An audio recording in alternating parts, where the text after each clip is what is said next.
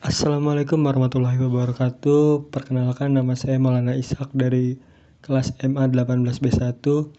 Di sini saya akan menjelaskan sedikit tentang manajemen resiko ISO 31000 di tahun 2018. Sebelumnya dimohon untuk tonton video ini sampai akhir karena benefit atau manfaat yang didapat ketika menonton video ini sampai akhir, kalian akan mengetahui apa itu manajemen resiko dengan ISO 31000 di tahun 2018. Selanjutnya langsung aja kita tonton dengan simak, juga dicermati video yang akan ditayangkan sesaat lagi.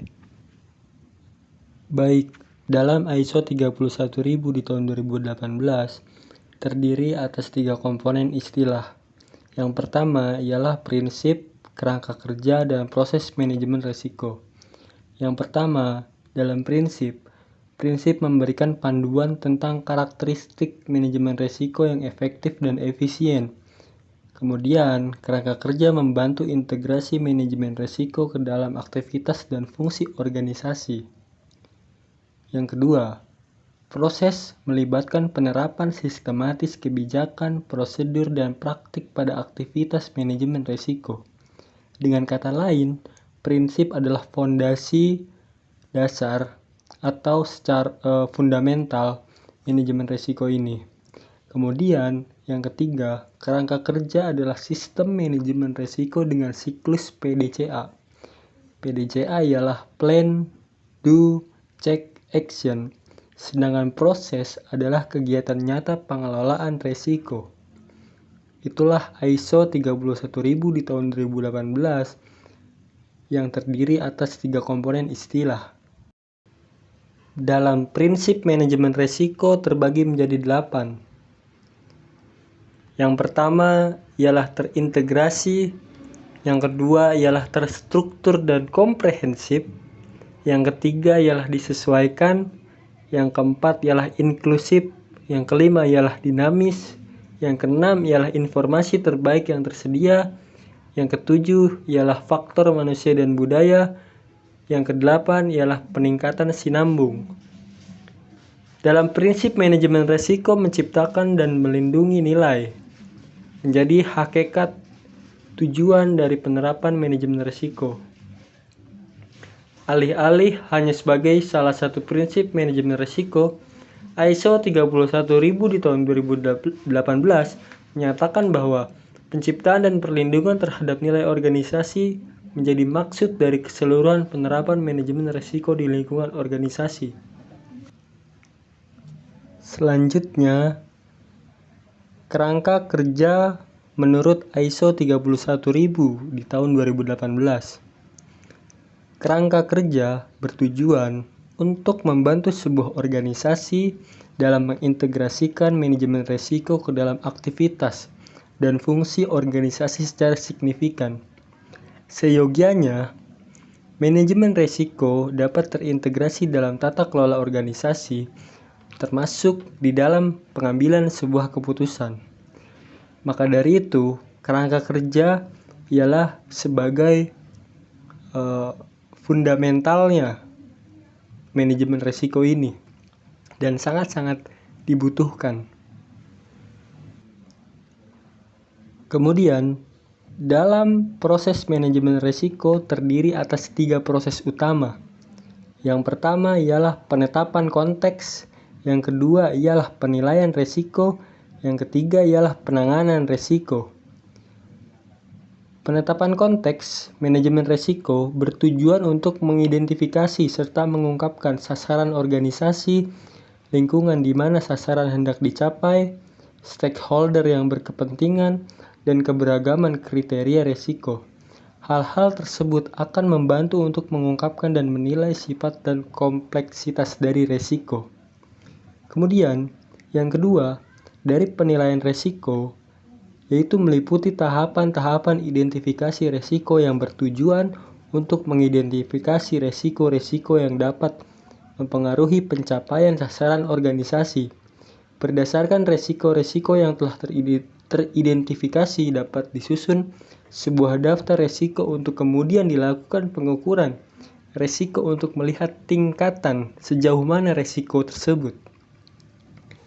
Kemudian, yang ketiga, proses manajemen resiko, yaitu ada sebuah penanganan resiko yang berupa perencanaan atas mitigasi resiko-resiko untuk mendapatkan alternatif solusinya, sehingga penanganan resiko dapat diterapkan secara efektif dan efisien. Beberapa alternatif penanganan resiko yang dapat diambil antara lain yang bertujuan untuk menghindari resiko, memitigasi resiko untuk mengurangi kemungkinan atau dampak, mentransfer resiko kepada pihak ketiga, atau disebut risk sharing, dan menerima resiko atau disebut sebagai risk acceptance. Lalu ada risk assessment atau sebuah penilaian resiko, yaitu ialah sebuah metode yang sistematis untuk menentukan apakah suatu organisasi memiliki resiko yang dapat diterima atau tidak. Kemudian, penilaian resiko tersebut merupakan inti dari setiap audit, di mana kebanyakan audit yang dilakukan saat ini menerapkan risk-based audit.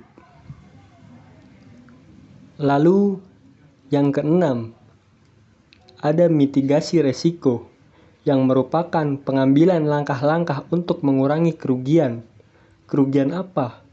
Yaitu kerugian yang dapat ditimbulkan dari dampak atas resiko tersebut. Karena wujud resiko belum diketahui secara jelas, maka perlu sedikit adanya pengelolaan resiko yang secara baik dan benar agar tidak berdampak pada keberlangsungan proses bisnis utama.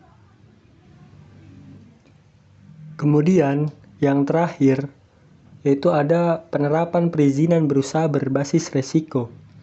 Dalam Undang-Undang Nomor 11 Tahun 2020 tentang Cipta Kerja disebutkan bahwasanya pemberian perizinan berusaha dan pelaksanaan pengawasan berdasarkan tingkat resiko usaha atau kegiatan. Penerapan perizinan berusaha berbasis resiko didasarkan pada penetapan tingkat resiko dan peringkat skala kegiatan usaha, sebagaimana telah disebutkan dalam ketentuan pasal 7 Undang-Undang Nomor 11 Tahun 2020 tentang Cipta Kerja, yang isinya ialah penetapan tingkat resiko dan peringkat skala usaha kegiatan usaha. Dalam tingkatan resiko, adanya suatu potensi terjadinya bahaya terhadap kesehatan, keselamatan, lingkungan, pemanfaatan sumber daya alam, atau bahaya lainnya yang masuk ke dalam kategori rendah, menengah, atau tinggi. Demikian disebutkan dalam penjelasan Undang-Undang Nomor 11 Tahun 2020 tentang Cipta Kerja. Penetapan resiko dari peringkat skala didasarkan pada yang pertama, yaitu adalah penilaian tingkat bahaya. Yang kedua ialah potensi terjadinya bahaya. Dalam penilaian tingkat bahaya termasuk dalam kesehatan, keselamatan lingkungan, dan pemanfaatan dan pengelolaan sumber daya. Indikator yang diperhitungkan dalam penilaian tingkat bahaya terdiri dari jenis kegiatan usahanya, kemudian kriteria kegiatan usahanya, serta lokasi kegiatan usahanya, juga keterbatasan sumber daya, dan yang terakhir ialah resiko volatilitas. Kemudian dalam penilaian potensi terjadinya bahaya, itu terbagi menjadi 4. Yang pertama ialah hampir tidak mungkin terjadi, yang kedua ialah kemungkinan kecil terjadi, yang ketiga kemungkinannya terjadi, dan yang keempat hampir pasti terjadi. Dalam tingkatan terbagi menjadi rendah, menengah, serta tinggi. Dalam kegiatan usaha yang berisiko rendah, perizinan yang harus dimiliki cukup dengan pemberian nomor induk berusaha atau NIB.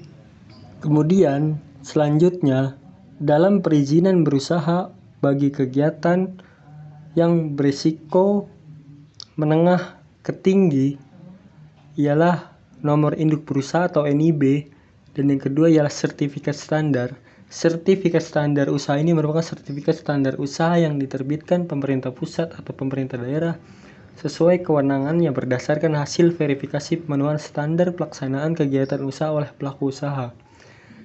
Dalam hal kegiatan ini, usaha berisiko menengah memerlukan standarisasi produk berkenaan dengan sertifikat standar. Maka, penerbitan sertifikat standar produk tersebut dilakukan oleh pemerintah pusat dengan berdasarkan hasil verifikasi pemenuhan standar yang wajib dipenuhi oleh pelaku usaha sebelum melakukan kegiatan komersialisasi produk. Dan yang terakhir, dalam kegiatan usaha berisiko tinggi, yaitu dengan syarat yang pertama, nomor induk berusaha atau NIB, kemudian yang kedua, izin. Izin ini merupakan persetujuan pemerintah pusat atau pemerintah daerah untuk pelaksanaan kegiatan usaha yang wajib dipenuhi oleh pelaku usaha sebelum melaksanakan kegiatan usahanya. Kemudian, merupakan registrasi atau pendaftaran pelaku usaha untuk melakukan kegiatan usaha. Dan yang terakhir, merupakan identitas pelaku usaha dalam pelaksanaan kegiatan usahanya.